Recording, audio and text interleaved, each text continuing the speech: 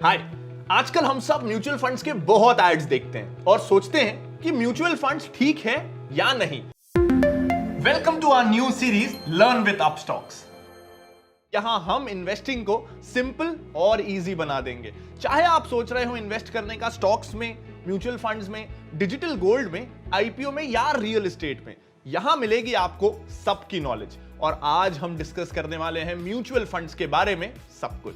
सबसे बड़ा डर लोगों को यह रहता है कि म्यूचुअल फंड में लॉस हो गया तो, मेरा पैसा डूब गया तो, क्योंकि शेयर बाजार को तो हमारी फिल्मों ने ना बहुत बदनाम किया हुआ है। तो यहां मैं आपको बताता हूं कि 300 से 400 इक्विटी स्कीम्स होंगी जहां आप पैसा लगा सकते हैं। उसमें अगर आप सबसे बुरी स्कीम भी अगर उठा लें और उसमें इन्वेस्ट कर दें 7-8 साल तक या उससे ज्यादा समय के लिए, तो उसमें भी 99% चांस तो यह है कि आपको एफडी से ज्यादा रिटर्न तो मिल ही जाएगा।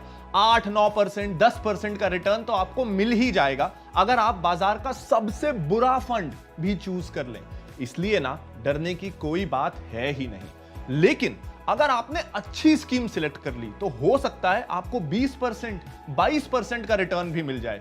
यानी कि आप एवरेज ये एक्सपेक्ट कर सकते हैं कि आपको लॉन्ग टर्म में रिटर्न बुरी से बुरी हालत में 9-10% का और अच्छे केस में 20-22% के बीच भी मिल सकता है, जो कि गोल्ड या प्रॉपर्टी या किसी भी अदर एसेट क्लास से बहुत बेटर है। इसीलिए इसी रिटर्न के पोटेंशियल के कारण ही आप एमएफ को अवॉइड करना बिल्कुल अफोर्ड नहीं कर सकते। एमएफ में इन्वेस्ट करना ना बहुत ज्यादा जरूरी है, उससे आपको अच्छे रिटर्न्स मिलेंगे। अब आपका एमएफ को लेके मुझे लगता है कि डर ना थोड़ा दूर तो हो ही गया होगा। अब बात करते हैं म्यूचुअल फंड का कंसेप्ट क्या है, वो कैसे वर्क करता है और आपको सही म्यूचुअल फंड आखिर चूज कैसे करना है, उसमें इन्वेस्ट कैसे करना है। तो जनरली हम सब म्यूचुअल फंड्स में इन्वेस्ट करते हैं तो हमें ना ये लगता है कि ये हम सिर्फ शेयर बाजार में निवेश कर रहे हैं, बट ऐसा नहीं है। हम म्यूचुअल फंड्स के थ्रू गोल्ड में, रियल एस्टेट में, डेट इंस्ट्रूमेंट्स में और इक्विटी में भी इन्वेस्ट कर सकते हैं। तो ये चारों में आप एमएफ के जरिए इन्वेस्ट कर सकते हैं। लेकिन ज्यादातर जब म्यूचुअल फंड के रिस्क और रिटर्न की बात होती है तो लगता है कि रिस्क ज्यादा है, वोलैटिलिटी ज्यादा है, तो रिटर्न भी ज्यादा ही होगा। तो ये सारी चीजों की बात होती है इक्विटी के कॉन्टेक्स्ट में, यानी शेयर बाजार में जो म्यूचुअल फंड पैसा लगाते हैं उनके कॉन्टेक्स्ट में।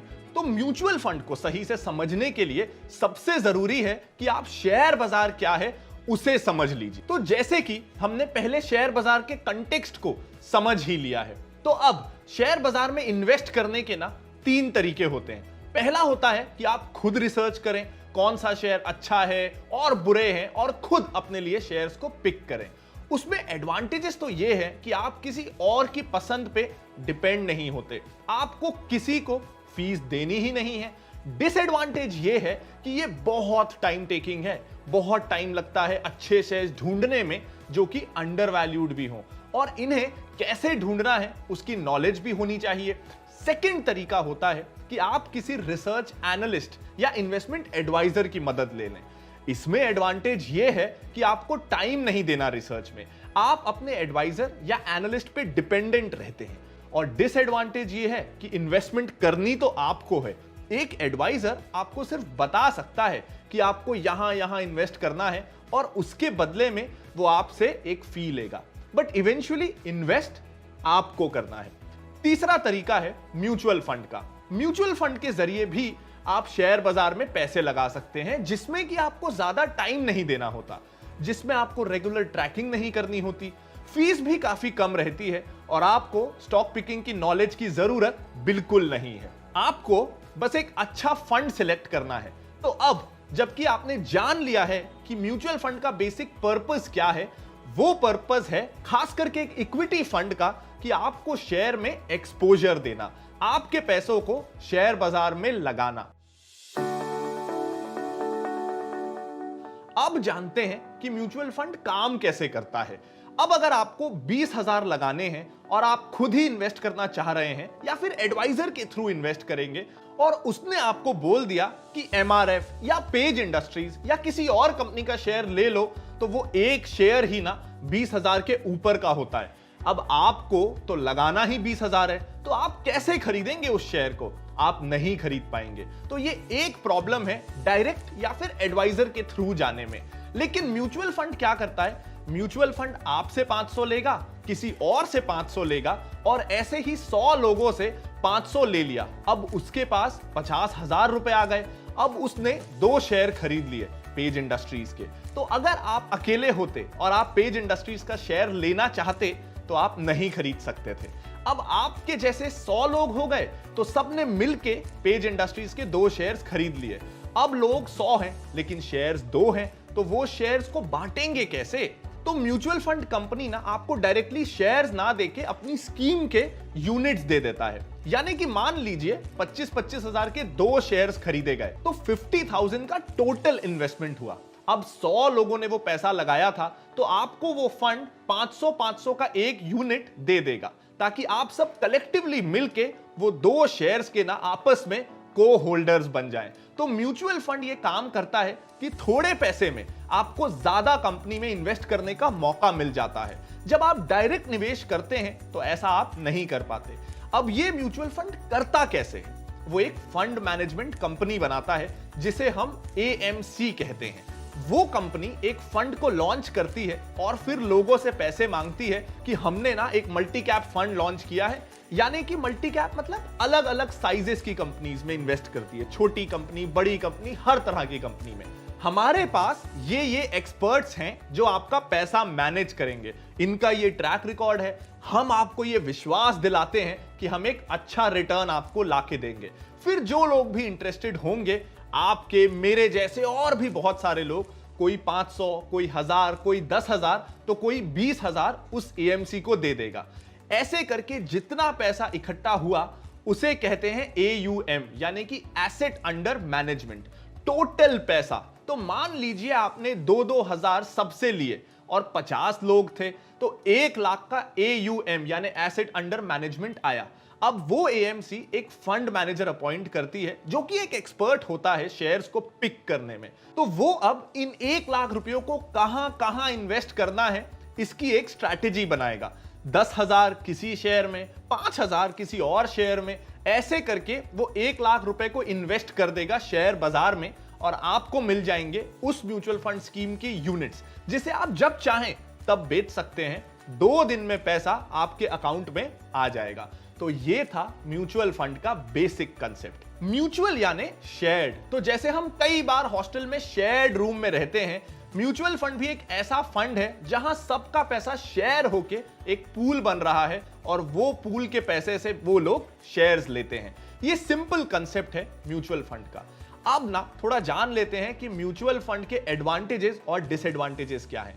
पहला एडवांटेज है थोड़े पैसे में ज्यादा डाइवर्सिफिकेशन। अगर आप 2-4 हजार रुपए लगाना चाह रहे हैं तो आप ज्यादा शेयर्स नहीं खरीद पाएंगे, लेकिन म्यूचुअल फंड में क्योंकि सबका पैसा पूल होता है और फिर वो बहुत सारी कंपनियों में लग रहा है, तो आपको 2,000 में भी हो सकता है 50 कंपनियों में आपका पैसा डिवाइड हो जाए, जो डायरेक्टली आप कभी लगा नहीं पाते। तो थोड़े पैसे में ज्यादा कंपनीज में एक्सपोजर मिलता है, ज्यादा डाइवर्सिफिकेशन मिलता है।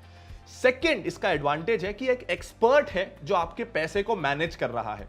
अगर आप खुद अपने 2,000 रुपए किसी एक एक्सपर्ट को बोलेंगे कि मेरे लिए लगा दो, तो वो एक्सपर्ट बोलेगा कि आपके पास सिर्फ 2,000 है, 2,000 से ज्यादा तो मेरी फीस ही है, मैं उससे ज्यादा रुपए तो खुद ही ले लेता हूं, ऐसे में आपको एडवाइस कैसे दूं। लेकिन म्यूचुअल फंड में आपके जैसे 1000 लोग मिलके उसकी फीस दे रहे हैं, वो भी बहुत सस्ते दाम पे। तो आपको फंड मैनेजर का एक्सपर्टीज मिल जाता है और फंड मैनेजमेंट के एक्सपर्टीज के चार्ज को कहा जाता है एक्सपेंस रेशो। यानी कि होता यह है कि अगर आप म्यूचुअल फंड में 100 लगा रहे हैं तो उस 100 रुपए में से रफली, ये हर स्कीम पे डिपेंड करता है, लेकिन रफली 98 या 99 रुपीज ही आपकी उस स्कीम में लगता है और 1 या 2 रुपए के बीच कंपनी रख लेती है एक्सपर्ट की सैलरी देने के लिए। उसे कहते हैं एक्सपेंस रेशो। तो ये एक्सपेंस रेशो जितना कम होगा उतना आपके लिए अच्छा है, क्योंकि उससे पता चलता है कि आपका जो फंड मैनेजर है वो कम से कम फीस ले रहा है। तीसरा एडवांटेज हो गया कि आपने एक बार पैसा लगा दिया, फिर वो म्यूचुअल फंड उस पैसे से शेयर्स खरीदता बेचता अपने आप करता रहेगा। आपको बार बार ट्रांजैक्शन की जरूरत नहीं पड़ती। तो आप अपनी जिंदगी आराम से जी सकते हैं बिना ये चिंता किए कि कौन सा शेयर बाय करना है, कौन सा सेल करना है। फोर्थ एडवांटेज, आपने SIP के बारे में सुना होगा। एक बार बैंक में मैंडेट सेट कर दीजिए कि आपने अकाउंट से हर मंथ 1000 रुपए, 2000 रुपए या 5000 आप जितना चाहें उतना कट होते रहे और स्कीम में आगे लगते रहे। तो हर मंथ भी आपको मैन्युअली कुछ नहीं करना है। एसआईपी आपने डाल दिया, सैलरी में आप जितना बचाते हैं उसे इन्वेस्ट अपने आप करते रहिए, ऑटोमेटिक आपके बैंक से कट हो जाएगा। आप जब चाहें एसआईपी रोक सकते हैं, जब चाहें उसे बढ़ा सकते हैं, कम कर सकते हैं। ये सबका ना कोई चार्ज नहीं लगता है, बिल्कुल फ्लेक्सिबल है। और मान लीजिए आपकी एसआईपी चल रही है और अकाउंट में पैसा नहीं है और एसआईपी बाउंस हो जाती है, तो इसमें कई लोग डर जाते हैं, लेकिन डरने की ना कोई बात नहीं है। ये चेक बाउंस जैसा बिल्कुल नहीं है। ये कितना भी बार बाउंस हो, 5 रुपए 10 रुपए बैंक का मैंडेट चार्ज लगेगा जरूर, इसके अलावा और कोई नुकसान होता नहीं है। तो अभी तक मैंने सारी अच्छी चीजें आपको म्यूचुअल फंड के बारे में बताई। तो क्या म्यूचुअल फंड सबसे अच्छा है? इसमें कोई फ्लॉ नहीं है, कोई खराबी नहीं है? ऐसा तो देखिए किसी चीज में नहीं होता। तो अब ये मेरी ड्यूटी है कि मैं आपको इस म्यूचुअल फंड के कंसेप्ट के डिसएडवांटेजेस भी बताऊं, क्या गलत है वो बताऊं। तो पहला है ग्रीड। उस म्यूचुअल फंड कंपनी की, बहुत सारी म्यूचुअल फंड कंपनीज ऐसी हैं जिनको सिर्फ ये मतलब है कि उनकी स्कीम में ज्यादा से ज्यादा पैसा आ जाए, तो बहुत ज्यादा वो मार्केटिंग करेंगे, एजेंट्स को बैठाएंगे और बस उनको ना ज्यादा से ज्यादा पैसा चाहिए, क्योंकि जितना पैसा म्यूचुअल फंड में लगेगा उसका 1 से 2% वो कंपनी कमा लेगी। तो परफॉर्मेंस अच्छा रहे या बुरा, इससे उन्हें फर्क नहीं पड़ता। कितना पैसा फंड के अंदर आ रहा है, कितने लोग इन्वेस्ट कर रहे हैं, उस पे 1-2% वो कमा लेंगे। तो कई बार कुछ कंपनी का ज्यादा फोकस सिर्फ पैसा लेने में होता है और अच्छे से मैनेज करने में नहीं।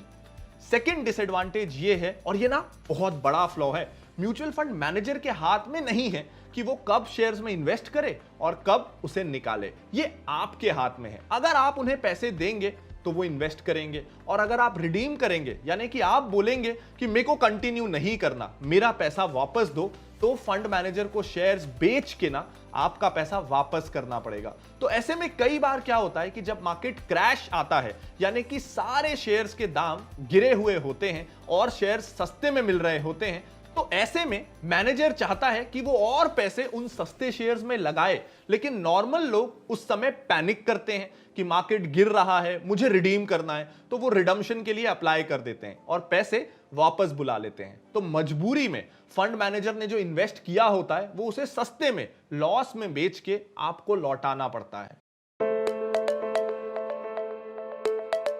एक्टिव फंड्स अच्छे हैं? नहीं, इंडेक्स फंड्स अच्छे हैं। एक्टिव फंड्स या इंडेक्स फंड्स, आखिर कौन से फंड्स अच्छे हैं? सच तो यह है कि आपको आज तक किसी ने पूरी बात बताई ही नहीं। कुछ ने आधी जानकारी के साथ बोल दिया कि एक्टिव फंड्स बेटर हैं, जबकि ऐसा बिल्कुल नहीं है। आज मैं आपको बताऊंगा active funds and index funds का पूरा सच, बिना किसी बायसनेस और बिना किसी झूठ के। आखिर वो क्या ऐसी चीज है जो मुझे इंडेक्स फंड्स के बारे में नहीं पसंद, और उसके बाद इस वीडियो की एंड की ओर बढ़ते हुए कि एक्टिव फंड्स में भी सब कुछ अच्छा नहीं होता, प्रॉब्लम तो एक्टिव फंड्स में भी है, और कैसे आप सही फंड आपके लिए सिलेक्ट कर सकते हैं। इस वीडियो के एंड तक आप खुद सही फंड सिलेक्ट कर पाएंगे।